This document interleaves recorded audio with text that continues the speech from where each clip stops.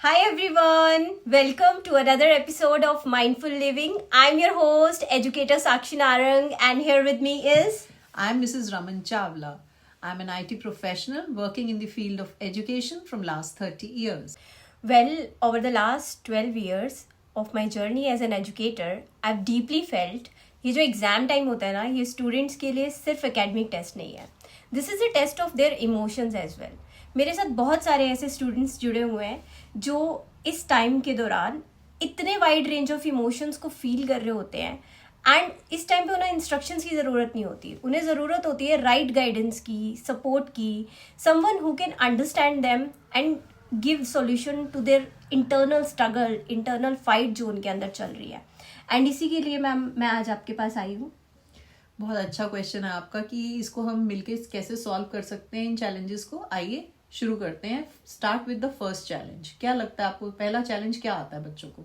Ma'am पहला challenge exam start होते ही बच्चे के मन में आता है कंफ्यूजन. सिलेबस इतना सारा है, पढ़ना क्या है क्या नहीं पढ़ना. बुक खुली होती है एक सब्जेक्ट की और दूसरे पे ध्यान जा रहा होता है और बहुत सारा क्योस क्रिएट हो जाता है दिमाग के अंदर. बहुत अच्छा क्वेश्चन है. ये सबके साथ होता है. तुम और मैं पढ़ते थे तब भी होता था. तो इसके लिए कंफ्यूजन सी से शुरू होता है, तो आंसर भी सी से ही शुरू हो रहा है, क्लैरिटी. तो उसके लिए एक सीक्वेंस बनाते हैं और वो सीक्वेंस है कि सबसे टफ सब्जेक्ट को पहले लो, उसके बाद जो नेक्स्ट लीस्ट जो है वो लास्ट में आएगा. तो उसी सीक्वेंस में आपने डिसेंडिंग ऑर्डर में करना है. एक्चुअली आपका जो सबसे इजीएस्ट सब्जेक्ट है वो लास्ट में कर रहे हो आप. ठीक है. Sequence, focus and action. I think ये 3 स्टेप्स ही काफी हैं कंफ्यूजन को दूर करने के लिए. कोर फीलिंग आती है. This is called feeling of giving up. इसमें ना बच्चे के अंदर इमोशन होता है I am not ready yet. And बहुत बार मेरे बच्चे मुझे बोलते हैं मैम नहीं हो रहा, मैम अभी नहीं हो रहा, मैम अभी क्यों, अभी बस एग्जाम पोस्टपोन हो जाए. इस तरह की उनके मन में फीलिंग्स आती हैं. ये बहुत अच्छा सवाल है और इसको हम एफर्मेशन से दूर कर सकते हैं कि अब हमारे पास चॉइस नहीं है, करना तो है ही. तो I want to do it, I can do it, I will do it. Yes, there is no choice. आपके पास सेकंड चॉइस नहीं है कि आप क्विट करो. और आपको स्ट्रांग बनना पड़ता है. और स्ट्रांग बनने के लिए एक हेल्दी बॉडी चाहिए, हेल्दी माइंड चाहिए. हेल्दी बॉडी सही खाने से बनेगी, सही समय पे खाने से बनेगी. और बाहर का खाना आप थोड़े 40 दिन रह गए, थोड़ा सा सैक्रिफाइस करो, रिजल्ट्स आएंगे. और रेस्टफुल स्लीप लो. तो बॉडी और माइंड जब सही से वर्क करेगा ना तो ये ख्याल ही नहीं आएंगे. We are not quitters. Ma'am third challenge है डिस्ट्रैक्शन. मुझे लगता है personally this is a real challenge because बच्चों को ना ओवर थिंकिंग होती है एग्जाम टाइम पे. फिर एग्जाम टाइम पे ओवर थिंकिंग होने की वजह से वो फोन पे स्विच हो जाते हैं. लेजीनेस होती है, वेदर ऐसा है. इन सब चीजों के लिए क्या किया जाए? चॉइस लेनी है क्या कुछ? डिस्ट्रैक्शन को डिस्ट्रैक्शन से ही करते हैं. अपने मुंह में डालते हैं इलायची, सौंफ और लौंग. सुना है? क्लव्स. ये छोटी छोटी चीजें जब आप अपने पास रखते हैं ना, आप डिस्ट्रैक्शन को डिस्ट्रैक्ट कर रहे हैं. हर्बल ट्रीज ट्राई कर सकते हो, लेमन वाटर ट्राई कर सकते हो, शिकंजी ट्राई कर सकते हो. ऐसी हेल्दी ड्रिंक्स की तरफ चाहिए. ओके, डीप ब्रीथ कर सकते हो उसी वक्त. डिस्ट्रैक्शन को डिस्ट्रैक्ट करो. Very nice. Distract the distraction. Ma'am but एक और चीज है, सेलिब्रेशन भी इसी टाइम पर सबसे ज्यादा होते हैं और फेस्टिवल्स भी. बच्चों का भी मन करता है.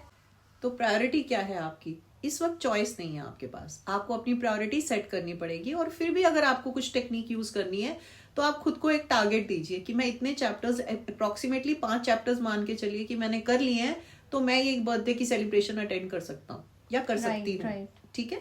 तो प्रायोरिटी यही होनी चाहिए कि इस वक्त एग्जाम्स है तो मैं स्किप कर जाऊं. But in case you want to attend it for some duration, the only thing is you have to reward yourself by studying for a certain set of hours or completing certain set of syllabus chapters to achieve that goal. Very nice. ये बहुत अच्छा है. सबसे important challenge आता है जो है comparison. बच्चे एक दूसरे से तो पूछते तो हैं ही कि आपका कितना सिलेबस कवर हो गया. ये एक टाइप ऑफ ना प्रेशर क्रिएट करता है उनके दिमाग में. और पेरेंट्स भी इस प्रेशर को पुश करते हैं कि देखो वो 8-8 घंटे बैठ के पढ़ रहा है, आप 4 घंटे भी नहीं पढ़ पा रहे हो. तो एक कंपैरिजन जो होता है ना वो एंग्जाइटी क्रिएट करता है. इस चीज को कैसे ओवरकम करें? जैसे आपने बोला वर्ड कंपैरिजन, और मेरा आंसर फिर से सी से है, काम डाउन. तो अगर हम थोड़ा meditation, breath work, listening to good music, अब इसके लिए ना आपको एक पोजीशन पे बैठना है, काम डाउन करना है, डीप ब्रीथ करना है और यहाँ पर अपने हाथों को रखते हुए चेस्ट में सब फिंगर्स को आपस में पुश करना है। आईज बंद करके एक म्यूजिक सुनिए, ठीक है। अपने आप को जब आप डीप ब्रीदिंग में डालते हैं तो आप वैसे ही रिलैक्स हो जाएंगे। सारी तैयारी करने के बाद ना एक अच्छे स्टूडेंट के अंदर एक फियर ऑफ फेलियर जनरेट हो जाता है, what if I don't do well, क्योंकि बहुत सारी एक्सपेक्टेशंस होती हैं और जिसकी वजह से जब मॉक टेस्ट दे रहा होता है ना वो ब्रेन फ्रीज हो जाता है। मेरे बहुत सारे स्टूडेंट्स के साथ ये एक्सपीरियंस हुआ है and I really want you to give solution to overcome this. Very nice, this question means a lot to me now, क्योंकि हम सबका कभी ना कभी ये एनकाउंटर होता है इस चीज से। तो इसके लिए आजकल पहले तो ये चुटकी बजा दो तो ब्रेक हो जाता है पैटर्न। आप श्रग कर सकते हो, शोल्डर श्रग करो, ठीक है, थोड़ा शेक करो बॉडी को और इसके साथ साथ हेड को टिल्ट करो, हेड को टिल्ट। और सबसे इंपॉर्टेंट है टैपिंग। जैसे ब्लड सर्कुलेशन रुक जाता है तो अगर हम इसकी टैपिंग कर देते हैं तो ब्लड चल पड़ता है और वो ब्रेन को भी मैसेज देता है कि okay let's be in action. So let's conclude today's session and here are important points to remember. Have clarity, Set your priority, healthy eating, restful sleep, positive affirmations, deep breathing, and remember, follow distracting the distraction techniques. Alright guys, this was the end of our session. Hope you like this video and this is helpful for you.